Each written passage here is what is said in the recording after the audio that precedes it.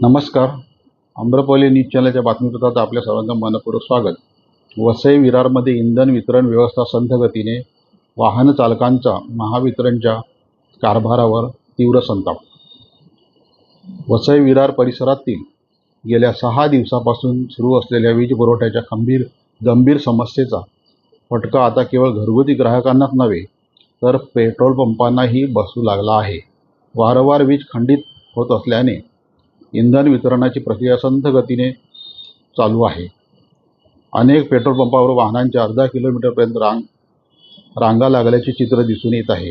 विरार पूर्वेतील चंदनचा परिसरातील एका पेट्रोल पंपावर अशीच परिस्थिती निर्माण झाली आहे.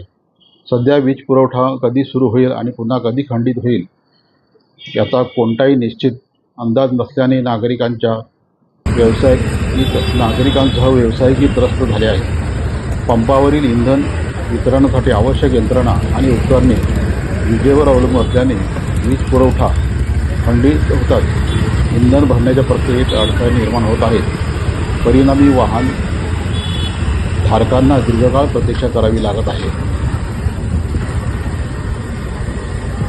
सलग 3 दिवस सुरळीत वीज पुरवठा देण्यात अपयश येत असल्याबद्दल नागरिकांनी तीव्र नाराजी व्यक्त केली आहे. या बातमीचा आढावा घेतला आहे आमचे प्रतिनिधी श्री हरिचंद्र गायकवाड, विरार पूर्व मांडवी.